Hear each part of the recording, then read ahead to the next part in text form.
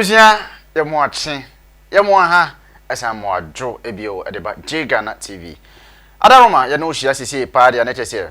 ye sere na be ye busua ko no ase ye bedore ebe kese ebe tenten ebe kra behwe enti na ya na abrenya be nyina stress ebe modern subscribe follow comment na share efa ma ye se na be ya abrenya be nyina ye latest update ni ensa ka wonso wonsa ebetimi aka bi pepepe na the flight enanso biu ya san ama ye moso pepepa ye namu framam gidigidi na busua yin wodi ye ne se bomodin na ka me hono emfa asida kase pa emfa ema ya boafo abrenya bi no mtimi so the flight dwumadie ase Glit and Glow Cosmetics sanso na General Organic Foods and Kinaata Herbal Center ebusuya eba local food papa dia obesi 100% organic pa dia consult General Organic Foods uya na wasere nkum papa ati ase se tuntuma na ase kokko ko na kokko strafi se honam dia de kanse enti ntoma na wakwa akosere uwia ebia na meka se yade bi hihye wonfi a na wakopie mum e wote na Herbal Center for akache na for metima hwehwe wa pom din mu nyina ede amama bibia etimi asipi etita nyuma koyi na eso na asema etimi de flight dwumadie eba beso free Ghana TV studios enti no woso a wo hwe me woso betimi de wadwuma ba bedan etimi abo ho de ro kase pa ede amawo medin a meje so mede nana K Jesse Abrante na busua ansa na no ensem ewukrum me say ensem ewukrum yenya di wadanse ye Abrante Shatta wale ai Charles ni ama mensa na nsen eba beto odwa na wakobo so akwaji sika kase bi na ewiase de obeye bia no bese ye eda honom twente busua yi ansa na ebebo adua sanse mi mo mamisima mami eni botete duosia mami na no me ho kakra me ba afi ye wiem hye no ye bebo romantic fasting your seed bet ye bese ya me wa landing baby am wo ye war thamsto wo we hie nkun yi bi se wo Manchester wo Birmingham wo Northampton wo Southampton Milton Keynes outside landing baby ya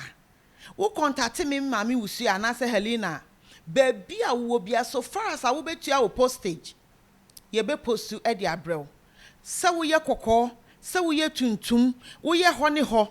kala bia wo ye wo bi ho ye fita be enkum bia wo pe bia wo benya bi ana obi wo ho a wasra I had enkum no odin no na ma ne kala no ni body na ye basa hydroquine no asay kala no na se wunya Glit and Glow na wo start beginning no wo be hu se repair wo kala no ubeye kama ubeye kama say de mi gina hoy small girl hey enku no baby anya fe na wo betete samna asra wo ho obi wa na nso oben ye wo na nso oben cream ye wo can I say stretch marks bibia anom ye wo whitening wo se wo a wo ye kokko wo ye fita wo pese wo ye fita bibia wo pa wo hwe wo ringe Santiago kra anase na brown wo Ghana enku bia wo pe bia wo benya bi na me de me ka landing for contact me a bibia wo bia me de bebrel me wo fie 24 hours enti anytime bia wo pesa wo frame me numbers me ni nyina so a bibia wo bia de how bia wo ka kire me a me sort problem na ma Glit and Glow na ye wi ani aba organic product so konkonte enkate rere edien esese kwa de wache powder ye wo prekese powder ye wo ginger powder ye wo honey wo ho bibia konkonte ye echese enwo zomi everything bibia wo de wo hwehwe sa product ya Ghana hwehwe na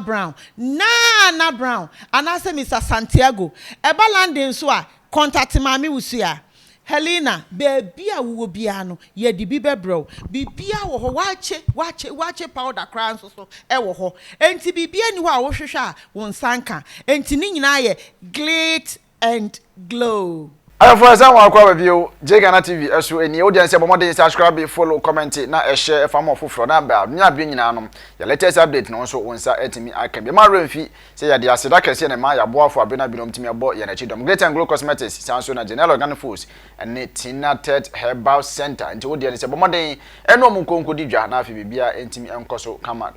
ebusua afi ya bo edi ewramuso nso a Charles ni ama mensa AK Shatta wale 1 don SM for life chese die ni die obesi emrane bebre nanse ya na Shatta etu kwan ko UK in the name of yakwa kwaja abasobode kakraka yakwa kwaja abasobode kese na Shatta wale yobi a abasobode kamia kwese o man Ghana mu no eto de bia Charter House nsensem ne VGM ne de kekeka ho to de bia ono de obese Mr No Nonsense Man o be keka na dwen ja kire wo na say award a Shatta wale kokwaje e wo UK ye award chenchire nchei ana ode ba beto obonten sai sa award na abasobode na okokwaje wo UK Ghana fo bi kasa na wonsem fata na nye no kre na wakotua na adwuma be no ye ya okwaje sa award no Shatta wale say hwe o my Ghana mu no ma menka se mi fa nkire mo pa munyini mo pranso ma munyini na me kan dia kire mo se sa award na ho expenses nko a mo di tua me Shatta wale Charles Niama mensa no eye 80k, that is 80,000 euros. 80,000 euros. Ata se Shatta wale was say no artist in Ghana wonu nko the whole just say any obese what they born once for his and no ata se Kwesi Aboagye TV presenter, radio presenter, despite media. What they about to about say Charles Niama mensa ensema waka nyina Shatta wale ensema waka nyina che said no kre no KOFI oba kon kre nim no che say eyentro na da bi o award organization ba na say event bay and betima organize show say ye ma wo Shatta wale 80,000 euros na da wo ro manim kosro na say na Kwesi Aboagye wakan yanko na fa woni ni waso konekoti ensem Kwesi Aboagye kan yode fa abrantie Charles ni amamensa Shatta wale ho afi ye ba de wo bia no ye sa de betra so ama no mu tua no for performance waji £80,000 performance and now almost man icing of the cake artist of the year 2023 there's almost and there no so ape so and to see performance no koye no mu tua no ka £80,000 oboa ya no kre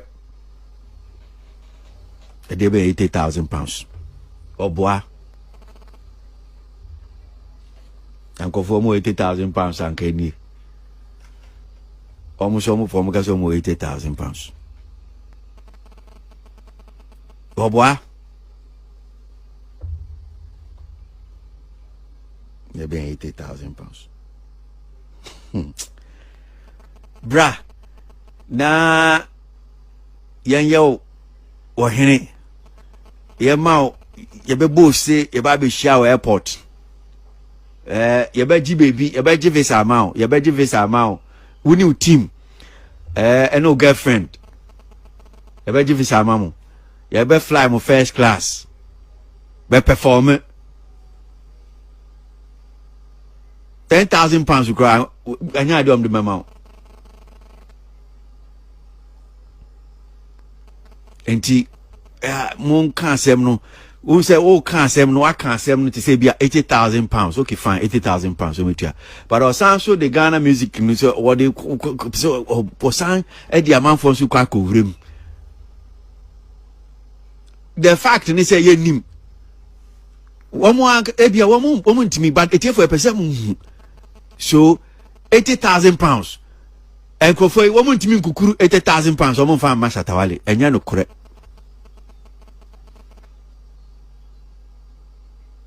except Kujoking obeka say omutua £80,000 Ghana organizer ben no Ghana ni power te Ghana ni oti UK our event entimi ntua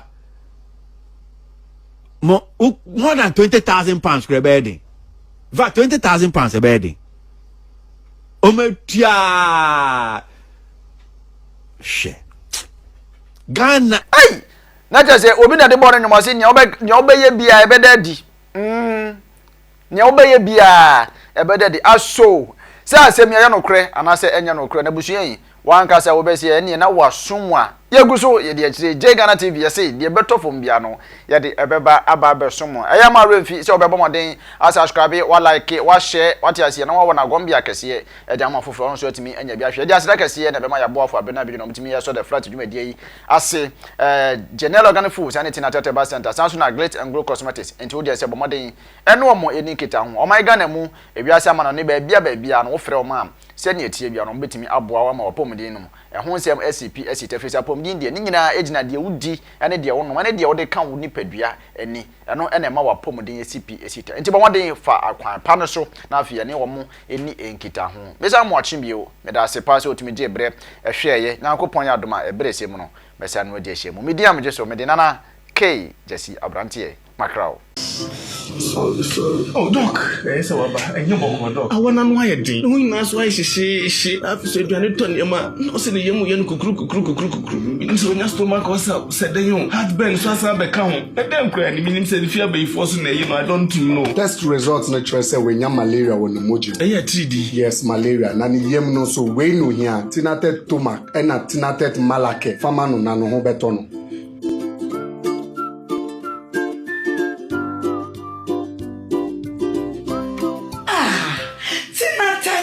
Malake, anything at a tomac. I'm on my free. Tinatet malake, eyema ubi awanya malaria fever. Ena tinatet tomac mixture, eyema ubi awanya heartburn, indigestion. Ena ni yem eyeneya. Tinatet drui, FDA ahwehwe magia tum se eye.